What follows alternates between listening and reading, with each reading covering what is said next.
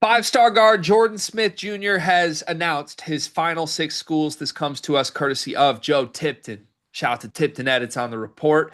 Duke, Arkansas, Kentucky, Indiana, Georgetown, and Syracuse are his official final six. And Joe Tipton putting a little personal flair on this. Joe Tipton says, quote, Smitty is the top ranked guard in the 2026 class. I didn't know that we're referring to Jordan Smith Jr. as Smitty, but here we are. Smitty is a lot of people's favorite guard in 2026.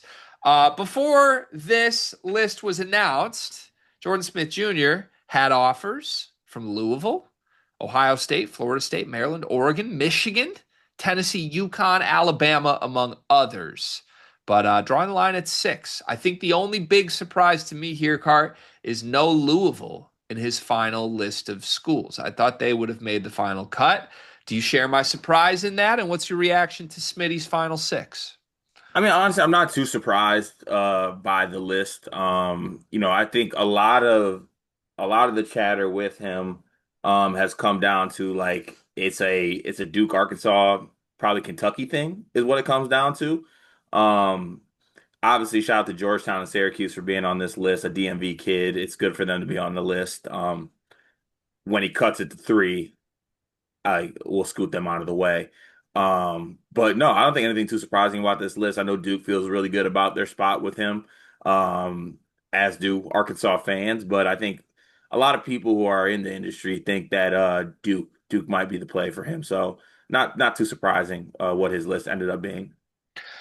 Yeah, I don't think there's much surprise here. I feel like Kentucky fans' reaction to this is trying to like take a little jab at Louisville by just being like, "You didn't even make it." But like all the noise here has been that Louisville was not going to be the choice for Jordan Smith Jr. So Right. like there's realistically how many of these are serious options? Two? Two at max three. What's the at max three? Like I will acknowledge Kentucky being on that list, but this is down to Arkansas and Duke. That's been the heavy reporting. But Kentucky is Kentucky and could sway things.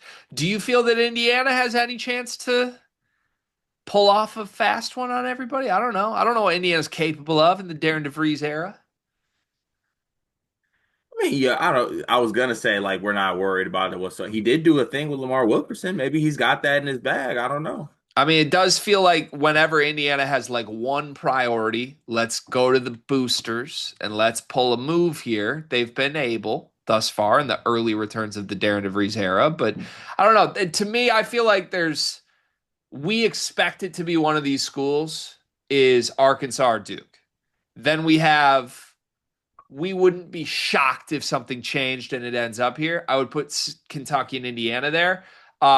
Great job being on the graphic, Georgetown and Syracuse. Yeah, good on. Honestly, really good job.